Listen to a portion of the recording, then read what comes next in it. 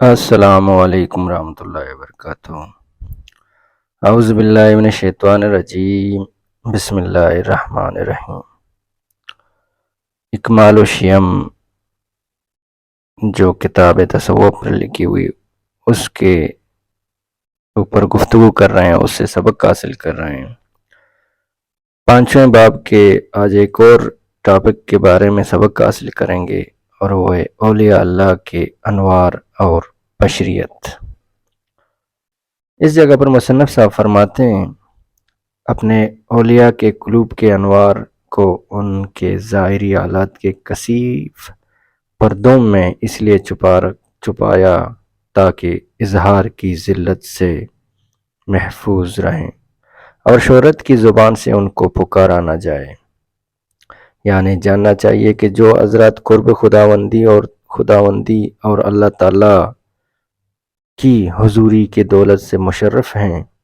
ان کے قلوب میں ذکر اور عبادت کے انوار بے شمار ہوتے ہیں، اور ان کے دل ان انوار سے منور رہتے ہیں، لیکن اللہ تعالیٰ نے ان انوار کو ان حضرات کے ظاہری حالات مثل کھانے پینے، ملنے جلنے، اٹھنے بیٹھنے کے کثیف پردوں میں چھپا رکھا ہے کہ جیسے عام لوگ کھاتے پیتے، ملتے جلتے اور تمام معاملات دنوی کرتے ہیں، اسی طرح وہ حضرات بھی یہ سب معاملات کرتے ہیں۔ کوئی امتیاز اور فرق کسی کو معلوم نہیں ہوتا۔ گویا یہ ظاہری حالات ان انوار کے لیے مثل موٹے اور گاڑھے پردوں کے ہو گئے، ان کی آڑ میں وہ انوار مخلوق کی نظروں سے چھپ گئے، لیکن جن لوگوں کی باطنی نظر تیز ہے وہ ان پردوں ہی کی آڑ میں سے ان انوار کو تاڑ جاتے ہیں اور پہچان لیتے ہیں، لیکن عام لوگ ہرگز نہیں معلوم کر سکتے، اس لیے کہ ان کی ظاہری نظر ان پردوں ہی تک رہ جاتی ہے، آگے نفوذ نہیں کرتی، اور وہ یہی کہتے ہیں جیسے کہ کفار انبیاء کی شان میں کہتے تھے، ما انتم الا بشر مثلنا، یعنی تم تو ہم جیسے آدمی ہی ہو، جو ہم کرتے ہیں وہی تم کرتے ہو۔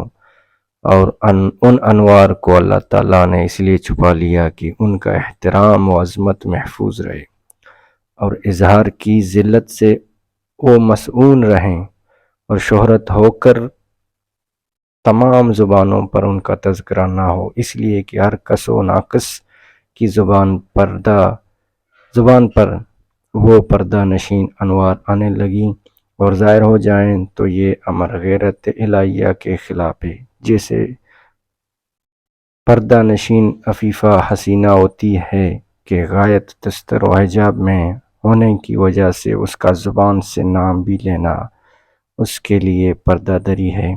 ایسے ہی ان انوار کا ایسا ظہور ان کی قدر رفیع کے خلاف ہے،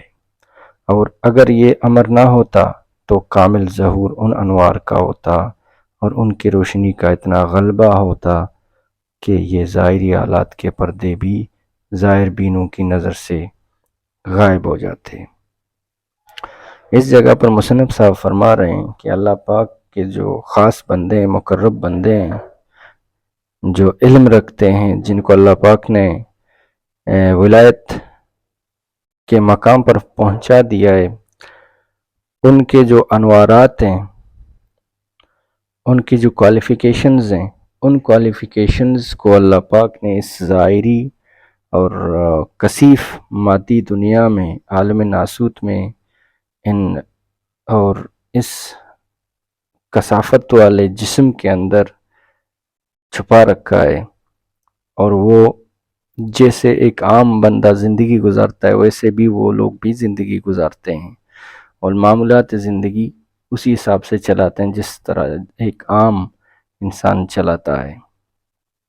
اور ہرگز وہ راز، وہ معرفت جو ان کے دلوں میں، قلب میں اللہ پاک نے اتاری ہے، اس کی جو ہے امانت کو، یعنی امانت کے طور پر وہ راز ان کے جسم میں، اس کو اسی امانت کی طرح وہ لوگ رکھتے ہیں، اور یہ جبر ہے اللہ پاک کی، کیونکہ راز کو راز رکھنا ہے، اس میں بھی رب کی مشیت ہے، اور ہر کس و ناقص کو یہ بتانا نہیں ہے، کیونکہ قدر کو قدردان کے سامنے کھولنا چاہیے، بے قدروں کے سامنے نہیں۔ تو علم و معرفت اور ولایت کے مقام کی قدردانوں کے حوالے اللہ پاک نے کیا، وہ بھی اس کا جبر ہے، خود کا جبر ہے،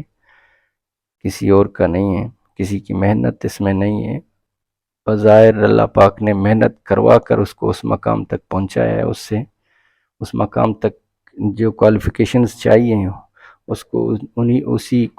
کو پہلے کوالیفائڈ بنایا کر پھر وہ مقام، وہ ڈگری دیے، تو اور پھر اسی کی جبر ہے کہ اس کو اپنے سینوں میں راز رکھو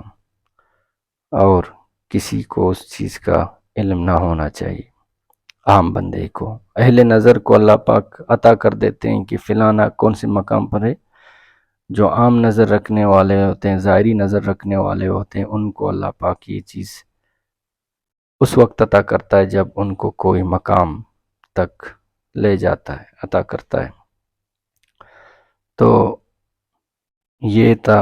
اولیاء اللہ کے انوار اور بشریتی تقاضے۔ تھینک یو، اللہ حافظ۔